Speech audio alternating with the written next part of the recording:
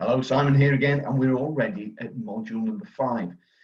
This module is all about power posting, how to generate additional engagement through consistent long-term content on LinkedIn. Now, what's the objective of this particular strategy? The number of things we're trying to achieve here. Firstly, we're trying to demonstrate our expertise. We're looking to build authority. We're looking to build trust, credibility, and ultimately, all of those things go to building a good, solid foundation to a great relationship. So we're looking to build expertise, authority, trust, credibility, and relationship. And there are 5 ways we can do that, which I will cover in a moment. But before we rush into that, one of the things I want to make really clear is that posting takes a long while on LinkedIn to get traction. And this is why we leave this to module 5.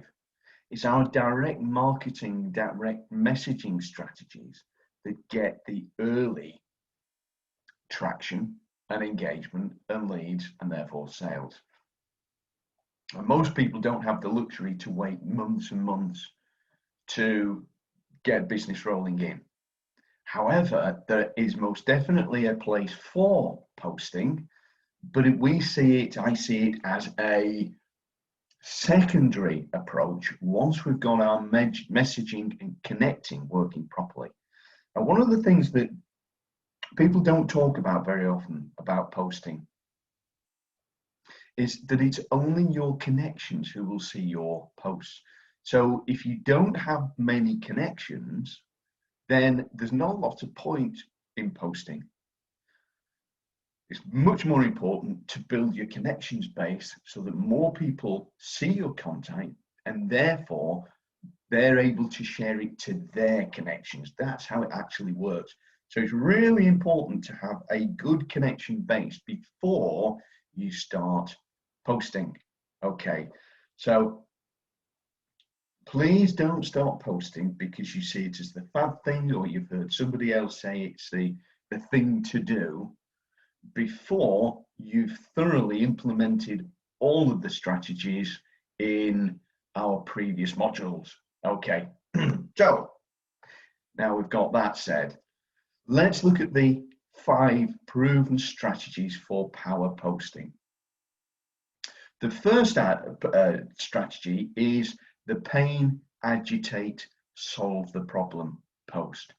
So this is where we're making the audience aware of the problem that we want to identify.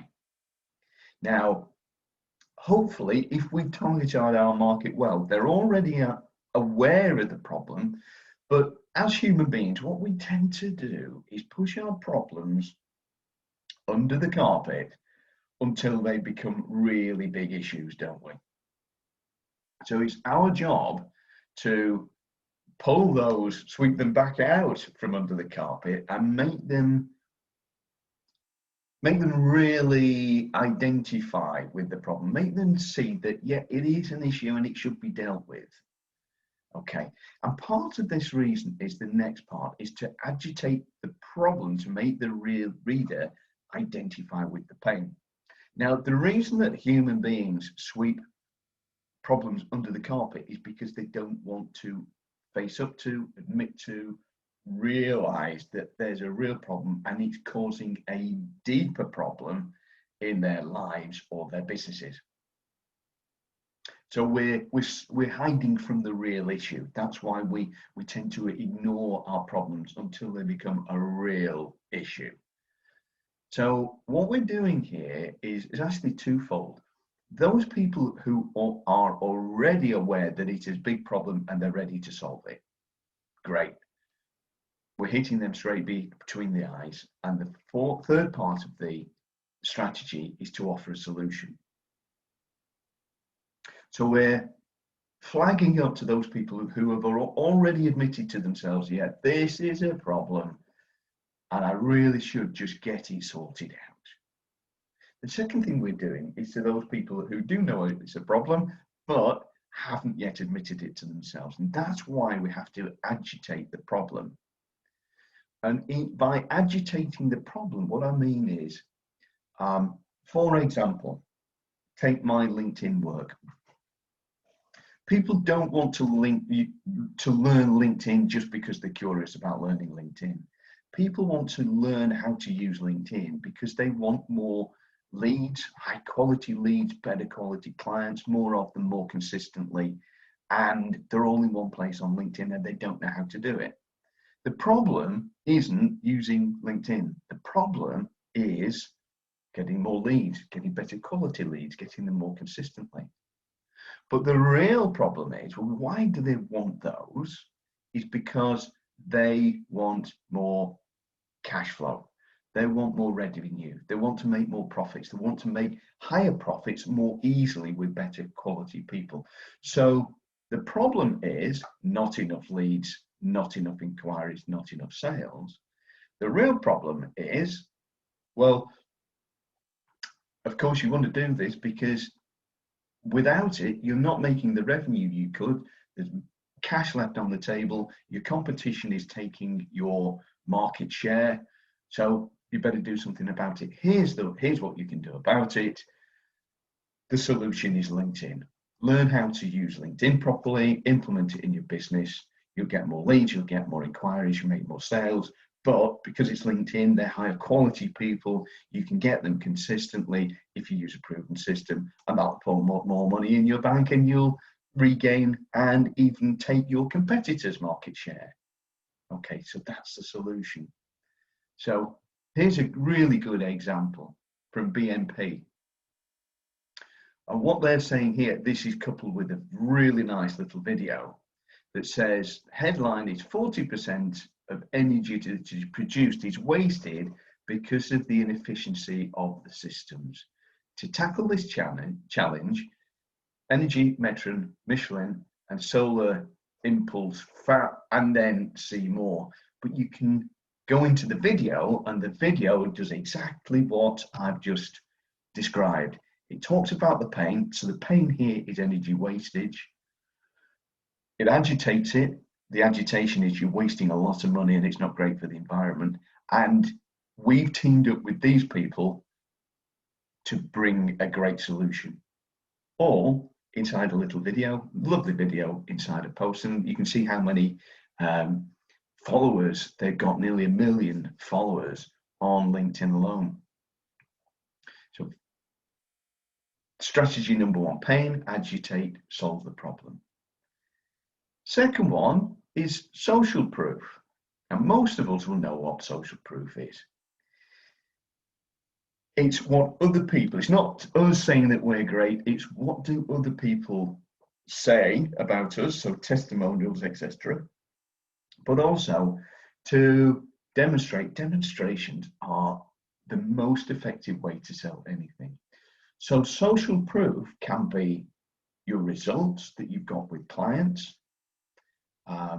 your demoing of your solution. If you have a product or a methodology that can be demonstrated, because a lot of people want to see something in action first before they can say, yeah, I'll take a risk on this. So a demonstration is a very, very effective way of convincing somebody, yeah, I could use that, and yes, I can see how it gets results. It's very easy to implement. It's really cost effective, and if I just plug that in, I'll get some great results. Look, I can see it all happening before my eyes. So demos, by way of video, are a great way of convincing people to buy. Although we're not selling, I must say, we're not selling through our posts. That's really important, but demonstrations really generate inquiries. Case studies, similarly. So a case study could be a written piece of copy. These days, if you can get a client onto a Zoom call and go through a case study with them, that's even more powerful. Because it's not you saying, that you got the results. It's the person themselves. It's that business, that client saying, yeah, this was great because we started off here and that was causing us this problem. And we worked with this chap here and this is what we did. And this was the results. And we've gone on to even greater and better things. So case studies of social proof are fantastic. Similarly, testimonials, which is slightly different, as you'll know, to a case study. Testimonial simply a client saying, yeah, these people are great, we got great results, recommend you use them. And over the shoulders, now an over the shoulder piece of social proof is similar to a demo, but slightly different, and it depends on your solution whether or not you could use this. And over the shoulder is actually showing when you are building something, when you're creating something from scratch. The whole point of doing it over the shoulder is to show the viewer how simple and easy and straightforward it is to implement your solution, or what it looks like when you're going through the steps. People like steps. It shows that it's a system. So if you can walk people through those steps, then actually watch you doing it at the time, they'll still need your expertise, but they can see how straightforward it is and how logical it is. So those are the 5 pieces of social proof that you can use. And here's a good example from James Wetherill. And it simply says that I'm very excited to announce that Arbor, who's his company, will be joining forces with the Key and Solar Pack to turbocharge our mission to transform how schools work. And then it's more of his post. But the graphic draws your eye to the post. So there's his logo, the Keys logo, and Solar Pack's logo. And you can see down there at the bottom that that post, just the point I took the screenshot, had got 145 likes and 25 comments. Sure, it went on to generating even more than that. So there's a good example of how social proof can look when you're using your strategic partners as leverage, as social proof that, look, it's not just us, we've got these big players on board and partnering with us to create an even better solution. Okay, so that's social proof, number 2. Number 3, educate and entertain. Now, you've got to be careful here, because do remember that LinkedIn is a professional platform. Don't entertain in the way that people entertain on Facebook with silly pictures of cats and pictures of your lunch. That's not what LinkedIn is all about, and it won't get you any traction whatsoever. But I'll show you how you can entertain in a moment. So this is how you can educate. You can give people tips. You can give them how-tos. You can explore common problems and even common mistakes. You can give them action steps to solve a problem. But it's really important, please do not give away the farm. Only solve part of the problem in any one of your posts. Okay, so you can give people, there's the what, the why, and the how. So you can give people the what they need to do and why they need to do it, but don't go into the hows. That's what they need you for. So that fits into tips, how-tos, common problems, action steps. There's inevitably more behind the scenes of tips. There'll be more behind the scenes, nuances, advanced strategies, clever strategies, your IP behind the how-tos.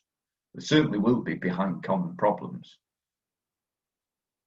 So don't give away the farm, hold something back, not because you're being awkward or nasty, but you don't want to give everything away, because people can go off and do it themselves. Your competition can steal your IP.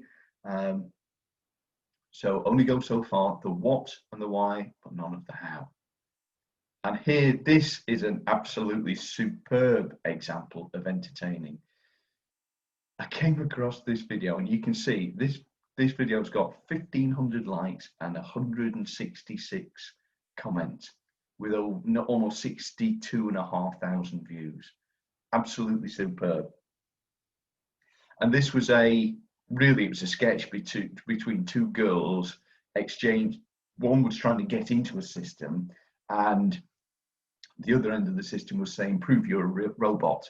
And it was just making it more, and we've all experienced it just being more and more awkward, but it was making a very, very good point. And what Theo has done here is use that video to make his own point. But also, it's got so many eyes on him and what he's about, because when you post, you get your picture, your name, and your headline displayed. So in just sharing this great, funny little video, very clever little video, he's getting great exposure to it for himself, but also he's entertaining, which does form a relationship. And as I say, you've got to, draw a fine line with that. But he's making a serious point. He's making the point that he wants to make. Okay, so that's point 3, educate and entertain. Number 4, share real life. Tell people what's going on, because people do want to know about you. Again, we're trying to form a relationship here. People want to know about you. So how can you do that? Well, the reason we're doing this is because, as I've been saying throughout this program, people buy from people. You'll have heard that phrase before, and that's absolutely true with LinkedIn. It's not companies doing business with other companies. It's not logos doing business with other logos. It's people doing business with people that they like, know, and trust, that they have formed a relationship with. Okay, so do remember this, and I know I've mentioned it a number of times. People buy from people.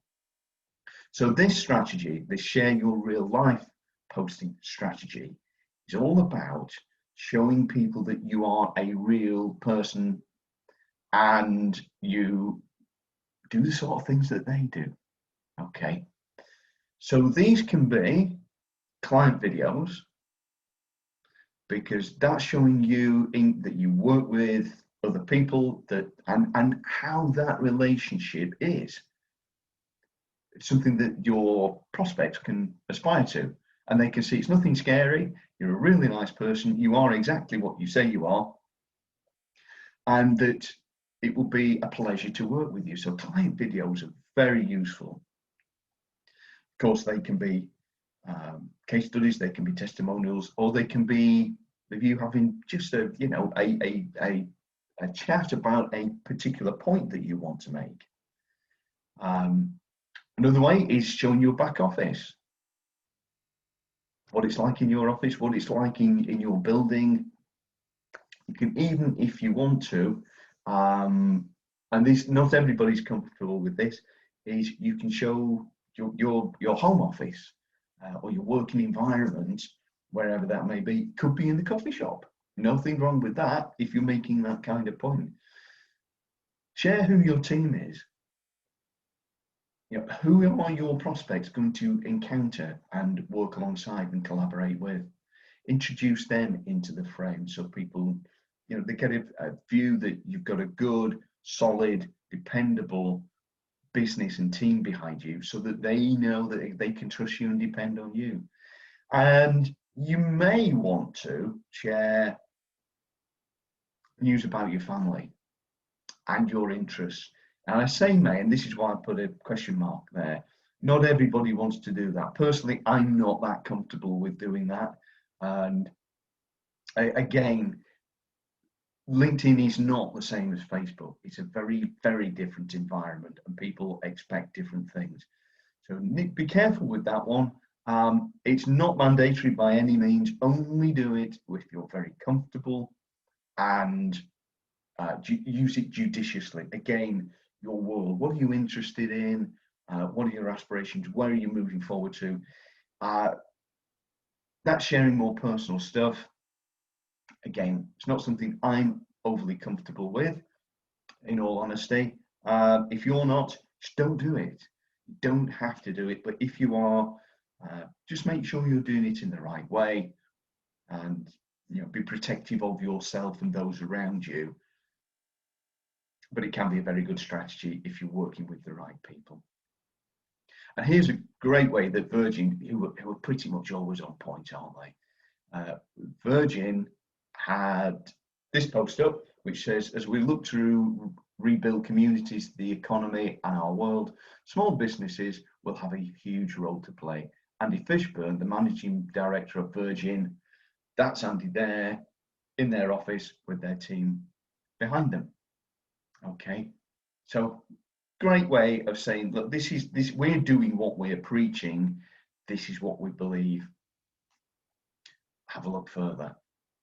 Again, great graphics that draw your eye to the post. The fifth one is what we call call to action post. Now, I can't stress this highly enough. Please, please, please never overtly sell on your posts. Don't do it. On LinkedIn, it's the biggest no-no. It doesn't work. It just annoys people, and worse. Doesn't get you business. So why would you do it? Don't fall into that trap that I see a lot of other people doing. So don't overtly sell, but use all of the above posting strategies followed by either of these two actions. When you've finished your post, you can say, and don't do this every single time, rotate these, but when you finish your post, say, drop me a comment and I'll reply personally by direct message. Okay, so you're actively asking people to comment and that you will reply to them personally, directly, not through the comments on the post, but you will send them a direct message. It's also a good reason for, if they're a second connection, it's a good reason to connect with them, builds up your connections, and then you can direct message them. And you'll get really good response rates from that because they're expecting your message. Okay, you'll see a lot of people commenting directly in their posts, which you can do with all your other posts, 1 to 4 that we've already covered. But in this call to action post, you really want to say to them you will respond directly by direct message. Okay. And the other way to do that is to use one of the previous 4 posts and then just say, oh, by the way, and then introduce your call to action. So it could be, oh, and by the way, we've got an event coming up next month. This is what it's all about. If you'd like to find out more, click through this link, and that link then takes them to the promotion page for your event. Or it could be, we've just launched our digital LinkedIn training program. Click the link below, find out more, because it'll show you how to do this, this, and this. Okay, so by giving value in the post, you're acquiring permission to make a very gentle call to action. It could be, oh, and by the way, we've got 5 complimentary strategy sessions. First come, first served. This is what we're going to be addressing on those calls. Follow this link to book it into your calendar. Okay, so a number of different call to actions you would use, but typically you would have a link that they could click to go onto another page where you can capture their personal details, their name, email address, so you can follow up and get them booked into a strategy call or into an event. That's a great way of doing it. Okay, so those are the 5 power posting strategies. Next, what you need to do is plan out and schedule your posts. One of the biggest problems I see for people is that they set out posting up with all good intentions and then stall. And the reason for that is because they've got themselves into a position where they have to create their posts on the hoof. And that puts you in a position of great pressure. Therefore, you grind to a halt. So the best way around that is to plan your content 2 to 3 or even 4 weeks out. This is the best way to stay on track. So don't leave it till the last minute. Just put aside, it could be a morning once a month, and plan out what you're going to do over the next 4 weeks. It could be an hour and a half every 2 weeks, and plan out what you're going to do for the next 2 weeks. But by planning ahead, you get into the mode of just doing that one task rather than flitting about and flip-flopping, coming back to it. That makes it so much more difficult.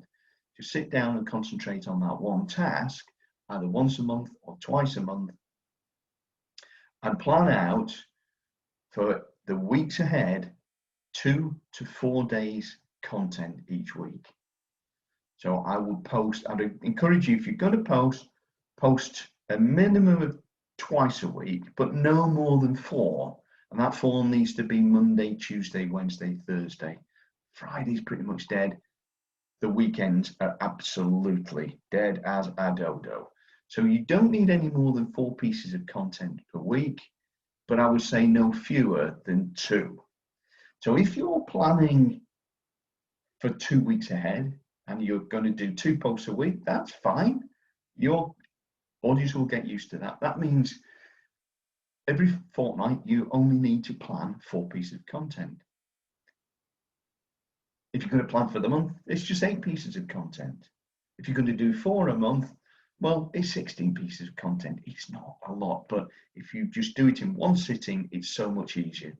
You know what the content can be now. Just schedule out 4 of each. That's all you need to do. And rotate your content. Don't concentrate on any one piece of content, because you don't know until later, and we'll show you how to do this, but you don't know until later exactly which pieces of content are going to get most traction. So don't hit and hope. Use all 5 types of strategy, posting strategy, rotate them in order, and then after 3 or 4 months, you can go back. We've got a little analytical tool I'll show you in a moment, which will allow you to track which of your posts got most content and do more of that. Okay, so those are the 5 power post strategies and how best to make best use of your time and plan it out and keep it on track. Next, we're going to have a look at the tools to optimize your outreach.